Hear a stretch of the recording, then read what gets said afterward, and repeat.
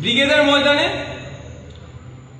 26 তারিখ ব্রিগেডের ময়দানে যাচ্ছে কি যাচ্ছি না এই নিয়ে একাধিক মানুষ প্রশ্ন করছে, জানতে চাইছে যে ভাইজান যাচ্ছেন কি যাচ্ছেন না। অবশ্যই আমি মনে করি এটা ক্লিয়ার করা একটু দরকার আছে। তার আগে আমি গুটি কয়েক কথা বলব।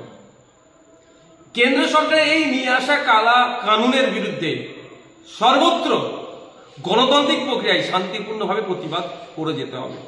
সুপ্রিম কোর্টে আমি আইনি, আমার মতো অনেকে আইনি লড়াই লড়ছেন। আগামী 5 তারিখ ডেট আছে। আন্দোলন সংগঠিত করতে হবে, শান্তিপূর্ণভাবে আন্দোলন করতে হবে। আমরা এখানে যত আন্দোলন সংগঠিত করতে পারবো দিল্লিতে ইম্প্যাক্ট হবে। আর আমাদের আন্দোলনে যদি হিংসা, আমাদের আন্দোলনে ঢুকে যদি হিংসা ছড়িয়ে দেয় তাহলে কিন্তু এর ব্যাড ইফেক্টটাও দিল্লিতে পড়তে পারে। সুতরাং আমরা যারা আন্দোলন যেখানে যেমন ভাবে করছি আমাদের আন্দোলনটা যেন গঠনমূলক হয়, শান্তিপূর্ণ হয়, ধর্মনিরপেক্ষ হয়, গণতান্ত্রিক প্রক্রিয়াতে হয়। আমাদের আন্দোলনে ঢুকে কেউ যদি হিংসা ছড়াতে যায় সেগুলোকে আমাদেরকে আটকাতে হবে। ভাঙড়ে আমাদের আন্দোলনে হিংসা ছড়ানোর চেষ্টা হয়েছে, হিংসা ছড়িয়েছে। জঙ্গিপুরে সেখানে পুলিশ অতি সক্রিয় হিংসা ছড়িয়েছে। আপনার বিভিন্ন জায়গাতে আমরা দেখছি এটা হচ্ছে, অনেক জায়গায় খবর আসছে পুলিশ আটকাচ্ছে, মিটিং মিছিল করতে দেবে না, এইগুলো হচ্ছে। এগুলোকেও আটকাতে হবে, শান্তিপূর্ণভাবে গণতান্ত্রিক প্রক্রিয়া আন্দোলন করতে হবে। এখন আমার পক্ষে আমি যে উত্তরটা দিচ্ছি, ব্যাপারটা হচ্ছে অনেক সময় নিজেকে আগুনে পুরাতে হয় সমাজকে আলোকিত করার জন্য, অনেক সময় নিজেকে একটু গুটিয়ে নিতে হয় বৃহত্তর স্বার্থের জন্য। আপনারা জানেন মোমবাতি নিজে আগুনে পুড়ে যায় সমাজকে অন্ধকার থেকে আলোকিত করার জন্য। ব্যাপারটা হচ্ছে এখানে আমি যদি এখন ঘোষণা করি আমি ব্রিগেডে যাচ্ছি, আপনারা ইতিপূর্বে দেখেছেন যে জায়গায় আমরা মিটিং মিছিল করছি রাজ্য সরকার কিভাবে সেগুলোতে বাধা দিচ্ছে।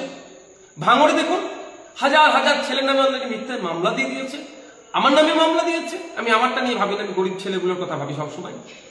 তো সুতরাং আমি যেখানে যদি ঘোষণা দিয়ে দিই তাহলে এই প্রোগ্রামের পারমিশন নিয়ে অনেক সমস্যা হবে, এটা আপনাদের বুঝতে হবে। বড় বাজারের প্রসঙ্গে আসি। বড় বাজার যে ক্ষোভের কথাটা বলেছেন, একজন দায়িত্বশীল লিডার হিসাবে তার কর্মী অপরাধের উপর অত্যাচার হচ্ছে, যে প্রসঙ্গতে তিনি আমাদের মিটিং মিছিল হচ্ছিল সেটা তো সবাই করছে, সেইভাবে রেডে করে উঠে সরকারকে প্রশ্ন করেনি, সেটা তিনি ক্ষোভের কথা বলেছেন। আর তার বক্তব্যতে তিনি একবারের জন্য বলেননি, অন্য কাউকে নিরুৎসাহী করেনি যে আপনি যাবেন না। তো আমি আবার ফিরে আসি আমার বলার বক্তব্যটাই। আমি যদি এই মুহূর্তে ঘোষণা করি যে আমি 26 তারিখে ব্রিগেডে যাচ্ছি, তাহলে আমি আমার যতটুকু রাজনৈতিক জ্ঞান আছে সে জায়গা থেকে বলছি রাজ্য সরকার হেনতেন প্রকারে চেষ্টা করবে এই পারমিশনকে বাতিল করানোর জন্য। সেই জন্য একটু গুটিয়ে রেখেছি নিজেকে। অনেক প্রশ্ন আমার ভাইরা করছেন, উত্তর দেওয়া প্রয়োজন বোধ করছি বলে বলছি। শুধু একটা গল্প বলে আজকে আমার ভিডিওটি শেষ করব। গল্পটি এটাই, বাচ্চাবেলায় পড়েছিলাম আমি, এক রাজার দরবারে, এক বাদশার দরবারে দুটো মহিলা এসেছিলেন একটি শিশুর প্রকৃত মাকে সেই মর্মে বিচার জানাতে। রাজা বা বাদশাহ দুজনের কথা শোনার পরে দুজনের কেউ যখনই মানছিলেন না সত্যটা কি আছে, তখন তিনি নির্দেশ দিলেন তাহলে বাচ্চাটিকে দুটুকরো করা হোক, করে দুটো মা যেহেতু দাবি করছে দুজনকে অর্ধেক অর্ধেক দিয়ে দেওয়া হোক। সেই সময় যে নকল মা যে বাচ্চার প্রতি ভালোবাসার কথা বলছিলেন, যেটা আমার সন্তান, সে মাটি এগ্রি হয়ে গেল।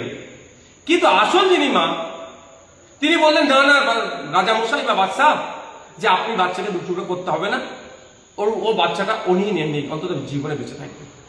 নিশ্চিতভাবে আমার গল্প ছাড়া একটা কথা বলুন, আপনারা বুঝতে পারছেন। আপনাদের অনুরোধ করব গণতান্ত্রিক প্রক্রিয়ায় শান্তিপূর্ণভাবে ওয়াকফ সংশোধনী আইনের প্রত্যাহারের জন্য বেশি বেশি মিটিং মিছিল করুন। মাথায় রাখবেন, মিছিল নয় মিটিং করুন। মাথায় রাখবেন এই মিটিং এ কেউ না হিংসা করতে পারে। যত মাথার সংখ্যা বাড়াবেন তত দিল্লিতে ইম্প্যাক্ট করবে। তবে হ্যাঁ, শান্তিপূর্ণভাবে হওয়া চাই।